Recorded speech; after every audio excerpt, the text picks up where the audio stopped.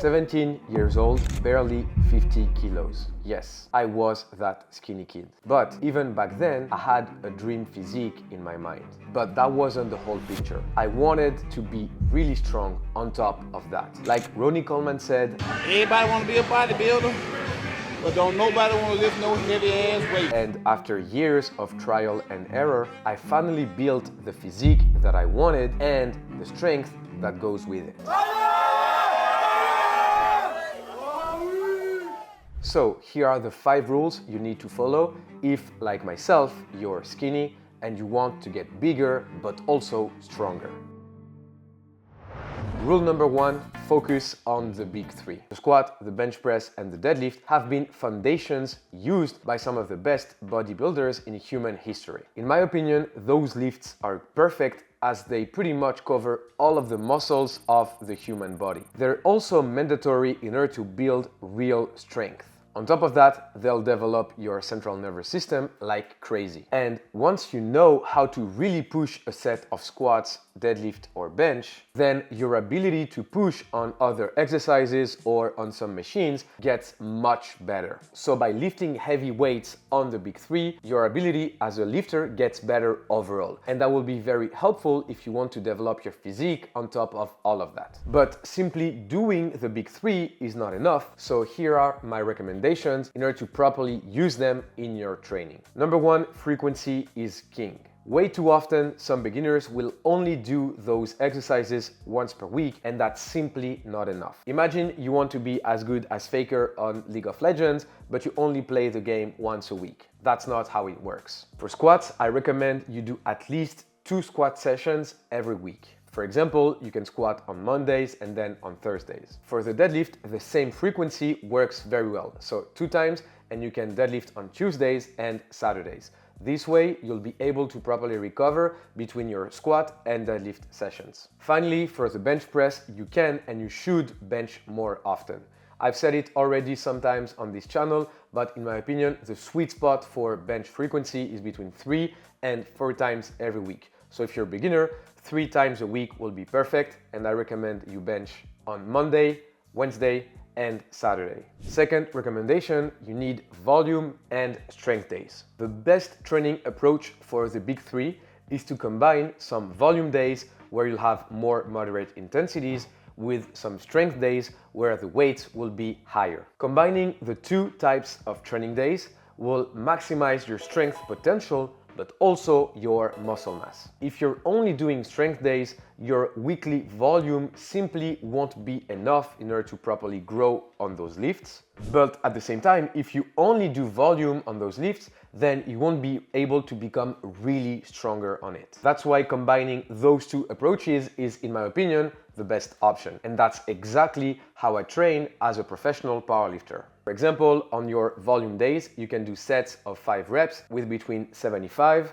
and up to 84% of your 1 RM. And then on your strength days, you can do sets of 3 reps with 84 up to 90% of your 1 RM. Rule number 2, eat more often, not just more. The first rule was about training, and now obviously the second rule is about nutrition. As a skinny guy, I did this mistake and it really cost me a lot of time and frustration. In order to gain weight, in order to gain muscle, you're doing a simple online research and you find out that you need to be in a caloric surplus, meaning you need to eat more than what your body is using in order to function on a daily basis. And yes, that's how it works. But if you're skinny like I was, chances are eating is not easy for you. That's also one of the main reasons as to why my number 1 rule was to focus on the big 3 and to lift heavy. Because lifting heavy and doing really those compound lifts will definitely help you on the appetite side of things. So it will really develop your hunger and your will to eat after training.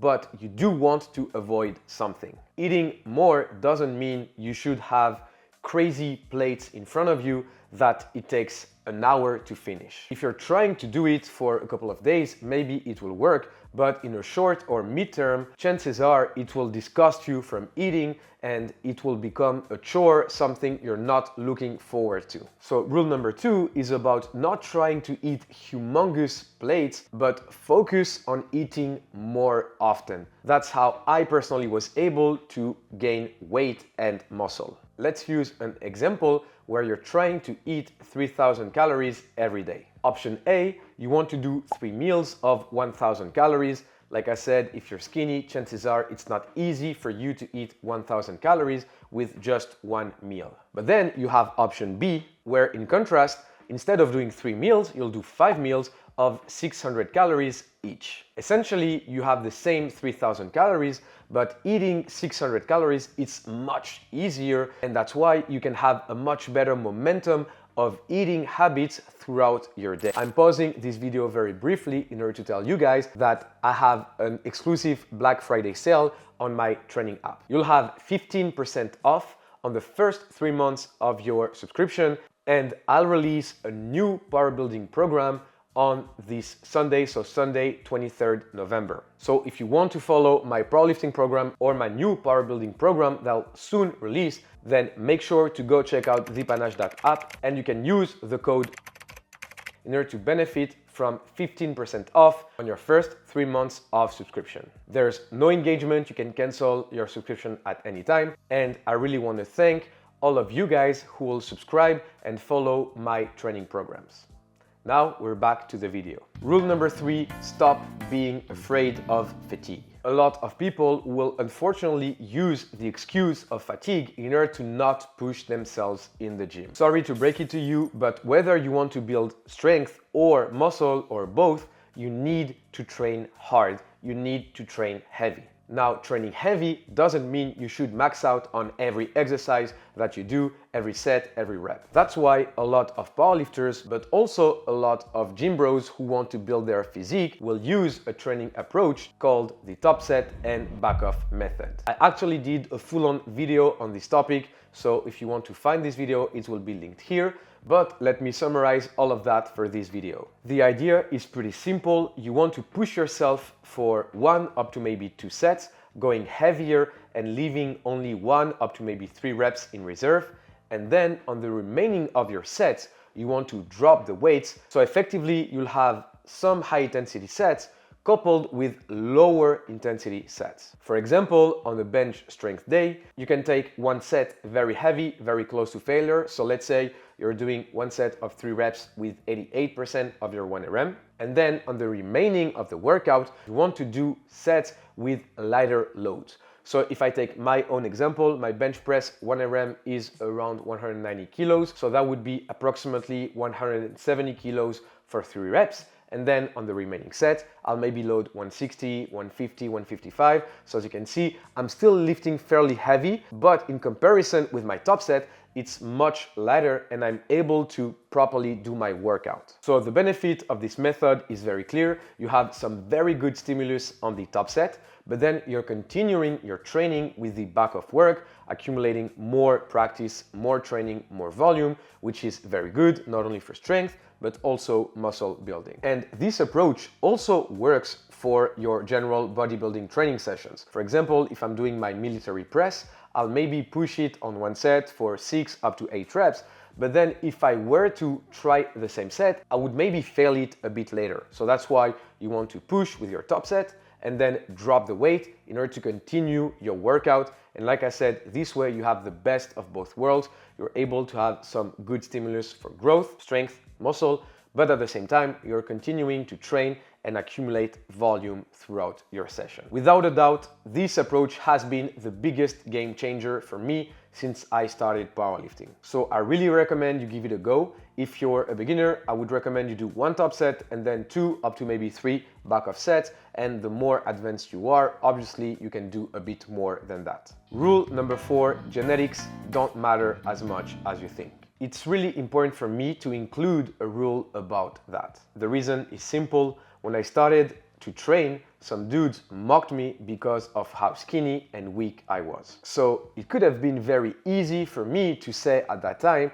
that I didn't have the right genetics in order to be a gym bro or even a powerlifter. Quick story time. When I started to lift weights, like I said, I was 17, and like you've seen, I was very skinny. So that's why I wanted to lift weights, and one of the best way to lift weights is to go to the gym. So when I was in the gym for the first time, I was trying to bench in order to become a good gym bro. But then I saw two guys that were training a couple of meters away from me, and they were laughing at me because I couldn't bench press the empty bar. Because of that, I felt very uncomfortable, and I ended up leaving the gym, not going back there. That's when my dad decided to buy me a bench press that I could put in my bedroom in order to start training, because he saw that I really wanted to train and develop my strength and my physique. I could have simply said, okay, it's not for me, because the bigger dudes made fun of me, which means that, my situation is pretty desperate. Like I said, I don't have the right genetics. But in reality, watching a lot of anime in my youth helped me a lot, because animes are usually about a guy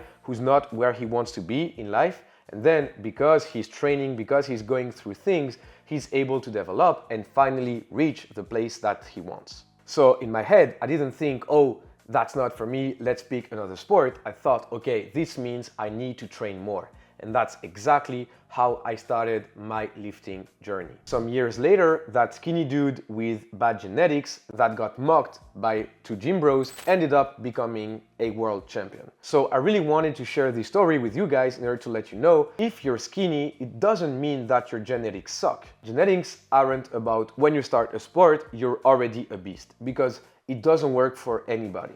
For example, when Messi touched a ball for the first time, he probably wasn't really good. Same with Michael Jordan with a basketball, and so on and so forth. Like Mike Mentzer said it, potential is only the expression of a possibility, something that can be assessed accurately only in retrospect.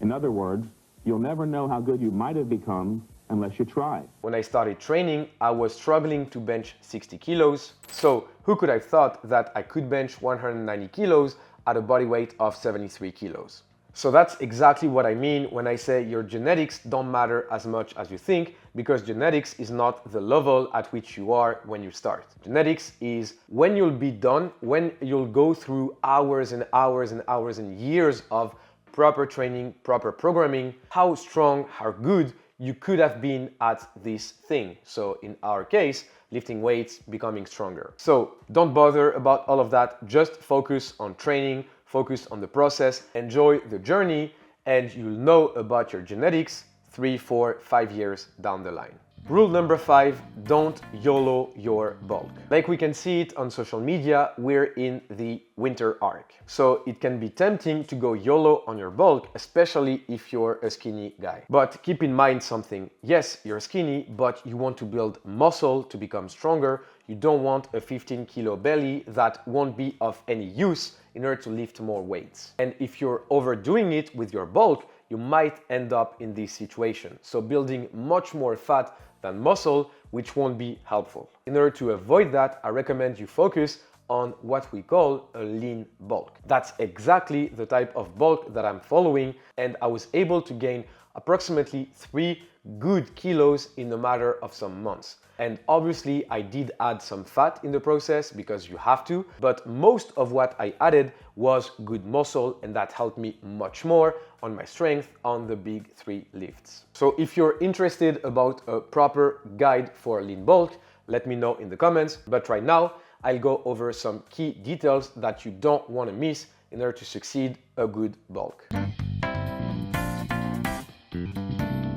First thing, you want to be in a caloric surplus, but this surplus has to be managed in order for you to gain approximately 0.25 up to 0.5 kilo of body weight every week. How much muscle you can add in a matter of a week or a month is actually limited. So if you're trying to gain, let's say 10 kilo in 1 month, as long as you stay natural, obviously, the amount of muscle mass you'll be able to add won't be 10 kilos. So if you're adding 10 kilos a month, then maybe 2 of those kilos is muscle, but then 8 kilos are fat, water retention, stuff like that. And this weight is not really helpful for you to have a better physique or even be really stronger. So that's why, like I said, you want to aim for a 0.25 up to 0.5 gain of mass every week. Number 2, make sure you eat enough protein.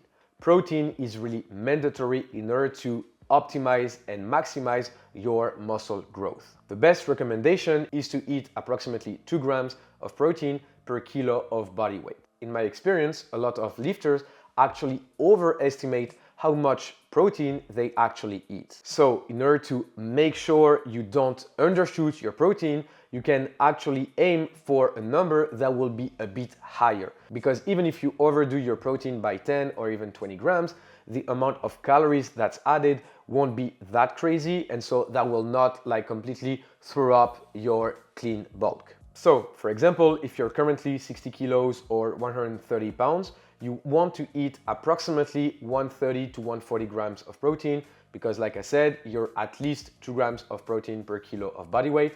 So that would be 120 grams, but always aim for a bit more so that you make sure you're always hitting your required amount of protein. Third advice to properly do your lean bulk: focus on high quality food first. It's not uncommon to see online some recommendations for skinny guys that they eat junk food. Why is that? Because junk food is much higher, it's much more dense in calories. But that doesn't account for the fact that yes, 1 calorie of high quality food is equal to 1 calorie of junk food, but it's not just about calories.